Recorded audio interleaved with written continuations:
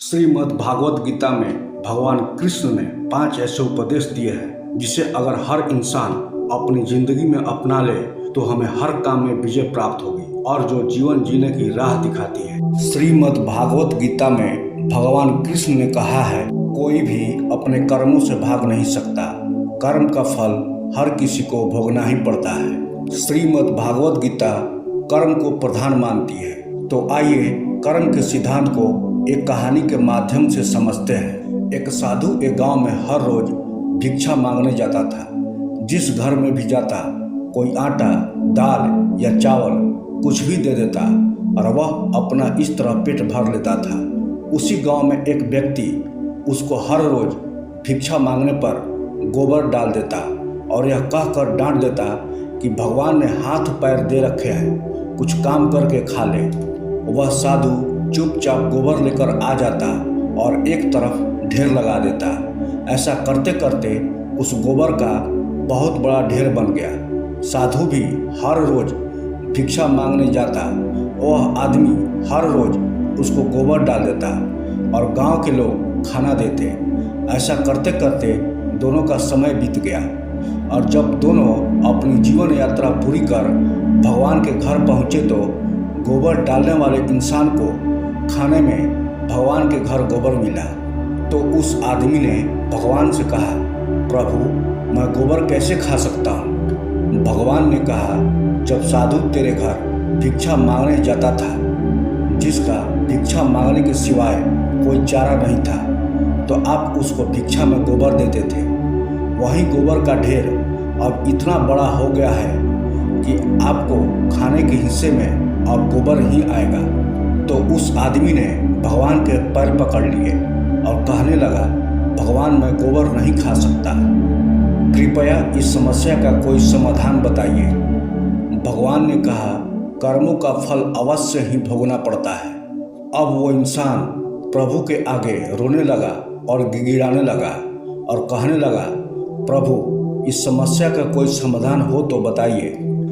भगवान बोले, इस सारे गोबर को आप हर रोज एक कपड़े में डालकर पानी के साथ धोते रहो, इस प्रकार आपके कर्म कट जाएंगे। ऐसा करते करते उस गोबर को धोने में उस आदमी को कम से कम 1 साल लगा और सबसे लास्ट में गोबर का आखिरी हिस्सा भूसा और घास कपड़े के ऊपर रह गया। तो भगवान बोले, अब आपको ये हिस्सा तो खाना ही पड़ेगा। वह इंसान फिर रोने लगा और कहने लगा कि इसको कैसे खाऊं? भगवान ने कहा, किसी के बुरे कर्मों को मैं कम कर सकता हूँ पर बिल्कुल खत्म नहीं हो सकता, इसलिए आपको यह तो खाना ही पड़ेगा।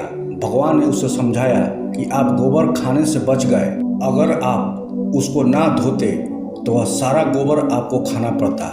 इस कहानी से हमें यही शिक्षा मिलती है कि देर या सवेर हमें अपने कर्मों का फल अवश्य भुगतना ही पड़ता है। इसलिए कर्म करने से पहले एक बार अवश्य सोचें, क्या मैं यह सही कर रहा हूँ? अगर कर्म करने से पहले अच्छे से सोच लें तो शायद हम बुरा कर्म करने से बच सकते हैं। आपने बुरा कर्म कर लिया तो एक ना एक दिन भगवान अवश्य सजा देगा। इस जन्म में नहीं, अगले जन्म में ही कर्मों का फल भोगना पड़ता है। श्रीमद् भागवत गीता से सीखने वाली दूसरी सबसे इम्पोर्टेंट बात, भगवान कृष्ण कहते हैं, क्रोध से भ्रम पैदा होता है, भ्रम से बुद्धि व्यग्र होती है। जब बुद्धि व्यग्र होती है तब तर्क नष्ट हो जाता है और जब तर्क नष्ट हो जाता है तब व्यक्ति का पतन हो जाता है। दोस्तों, गीता के अनुसार व्यक्ति क्रोध में खुद पर नियंत्रण खो बैठता है और आवेश में आकर गलत कार्य कर देता है। क्रोध से वशीभूत होकर आदमी की बुद्धि व्यग्र हो जाती है और उसे तर्क समझ नहीं आते। इसलिए अपना ही अहित करने से बचने के लिए व्यक्ति को क्रोध को खुद पर हावी नहीं होने देना चाहिए। अगर गुस्सा आए तो स्वयं को शांत रखने का प्रयास करना चाहिए। भागवत गीता से सीखने वाली तीसरी सबसे इम्पोर्टेंट बात, भगवान कृष्ण कहते हैं, संदेह करने वाले व्यक्ति के लिए प्रसन्नता ना इस लोक में है, ना ही परलोक में है, ना ही कहीं और।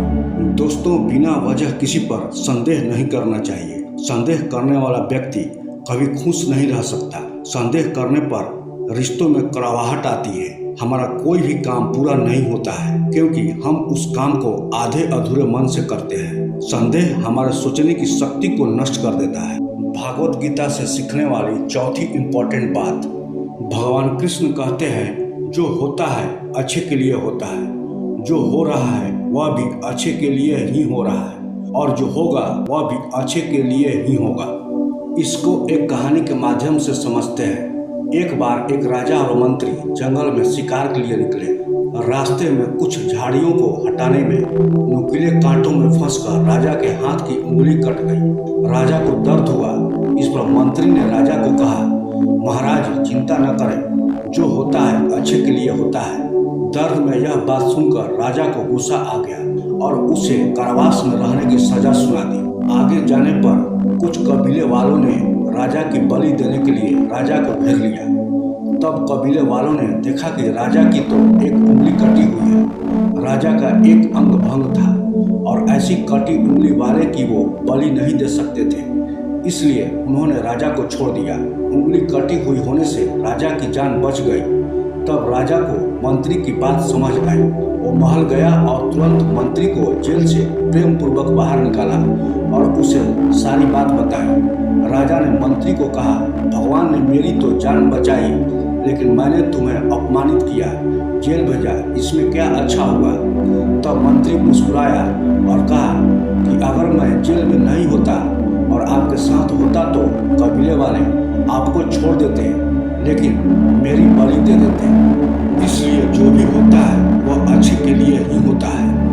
भागवत गीता से सीखने वाली पांचवी सबसे इम्पोर्टेंट बात, भगवान कृष्ण कहते हैं मनुष्य अपने विश्वास से निर्मित होता है। जैसा वो विश्वास करता है वैसा वो बन जाता है।